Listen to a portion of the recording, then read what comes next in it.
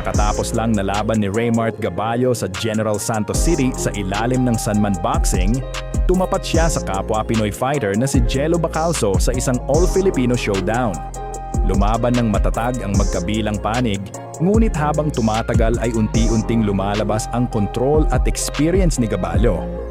Umabot ang laban hanggang kalagitnaan ng round 3, kung saan isang malabombang straight ang tumama kay Bacalso at tuluyang nagpabagsak sa kanya. Dahil sa lakas ng tama at hirap na makabawi, agad na nagdesisyon ang referee na itigil ang laban. TKO victory para kay Assassin Raymart Gaballo. Isang matinding finish na nagpakita ng kanyang finishing power at ring IQ. Sa panalong ito, umangat na ang kanyang professional record sa 31 wins at 2 losses. Patuloy na nagpapatunay na isa pa rin siyang seryosong banta sa kanyang division. Ito ang highlight ng buong laban ni Gaballo, credit to Sanman Boxing sa footage. Sa round 1, maingat ang naging simula ni Gaballo habang sinusuri niya ang galaw ng kanyang kalaban at naghahanap ng tamang timing para umatake.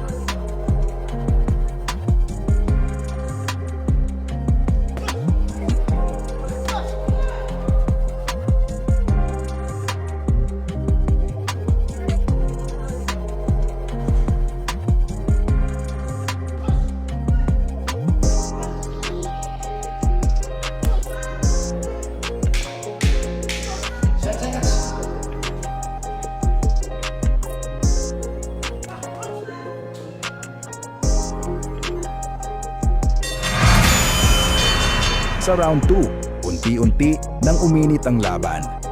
Nagkaroon na ng matinding palitan ng mabibigat na suntok mula sa magkabilang panig. Ngunit kapansin-pansin ang pagiging mas epektibo ng galaw ni Gaballo. Dahil dito, mas maraming solidong tama ang kanyang naipapasok kumpara sa kanyang kalaban.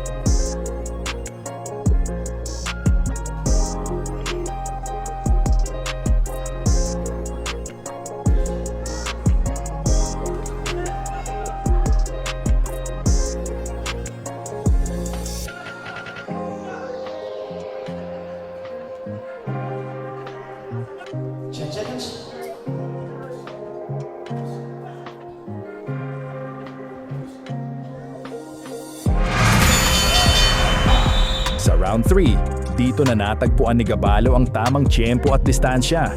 Isang eksaktong pagkakataon ang kanyang hinintay at isang malinis na kombinasyon ang kanyang pinakawalan na nagresulta sa isang bagsak na agad nagpasara sa laban.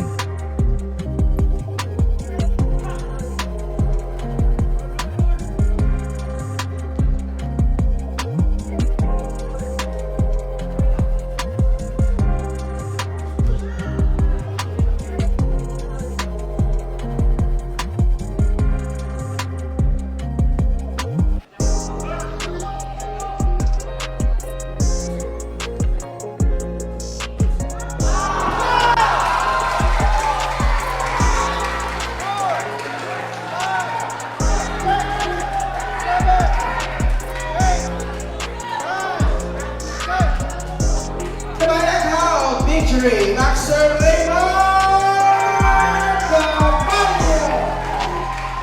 Congratulations, Gabalio. At ngayon, balikan din natin ang makasaysayang laban niya noong Disyembre 11, 2021, kung saan nakaharap niya ang veterano at legend ng Philippine boxing na si The Flash Nonito Donaire sa isang laban para sa WBC Bantamweight World Title. Isang malaking hamon iyon para kay Gabalo sa pinakamataas na antas ng boxing. Sa naturang sagupaan, ipinakita ni Donaire ang kanyang karanasan at kapangyarihan, at sa huli ay nakuha niya ang panalo sa pamamagitan ng ika-4 na round KO, matapos mapuruhan si Gabalio sa matitinding suntok. Isang laban na nagbigay kay Gabalio ng mahalagang karanasan sa world stage at patuloy na humubog sa kanyang paglalakbay bilang isang professional boxer. Of undefeated opponent for Gabalio, knowing his life will change. The bell, round 1, scheduled for 12. Sa round 1, dahil parehong Pinoy ang nagkaharap, parehong may matinding hangaring makuha ang panalo. Kaya naman maaga pa lang ay agad nang sumiklab ang sagupaan. May agresyon at intensyon mula sa magkabilang panig na nagbigay ng matinding simula sa laban. There's a Right hand out, but sharp right hand, a lead right by Donaire. And with the retirement of Manny Pacquiao putting together a combination. Both men very economical with their punches here in round 1. Been sparring with really smart in the way that he thinks. I mean, because at the end of the day, you go to the trainer and he teaches you a certain style, and there's nothing. men to hold a widely four, I believe, when Donaire turned. That's staggering too. Final minute of the second, and there Donaire with the overhand right countered by Gabalio off the ropes. Double jab, and then Gabalio gets countered by the Donaire jab, and He wants to get in, like Al pointed out. He goes in with. Get a stop at the bell, gentlemen.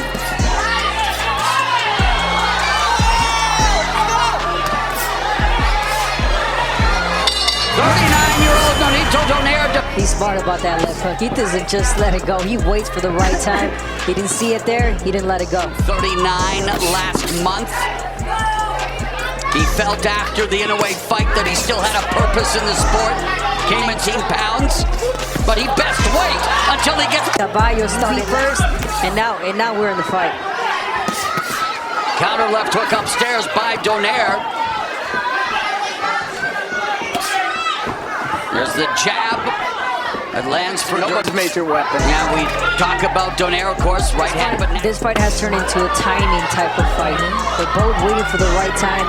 Look how Donaire starts bouncing, waiting for the right time to counter. there's the left Donaire.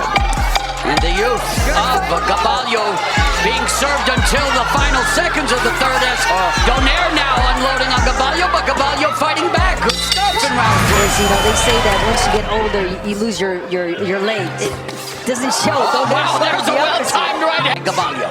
Yeah, he landed Naoya anyway. Wow, and Donaire just ripped a right hand to the body and then went upstairs. And it's just the 4th round, too. We want to see how Donaire keeps looking for. Second one. There's another jab by Gabalio. You said it right, Mo. He's staying out of range from that hook. Even the right hand, even though Donaire lands it here and there. And Donaire sneaks a right hand to the body and then the left hook and a jab upstairs. So Donaire coming back. Yes. And then Gabalio fight back. Gabalio goes down for the first time in his career, courtesy of a body shot. Mula sa matinding body shot na tumama kay Gabalio sa round 4, hindi na niya nakuhang makabawi o makatayo pa upang ipagpatuloy ang laban. Sa huli, nakuha ng legendang si The Flash Nonito Donaire ang panalo via TKO sa round 4. Sa kanilang sagupaan noong December 11, 2021 para sa WBC Bantamweight World Title. Nonito Donaire!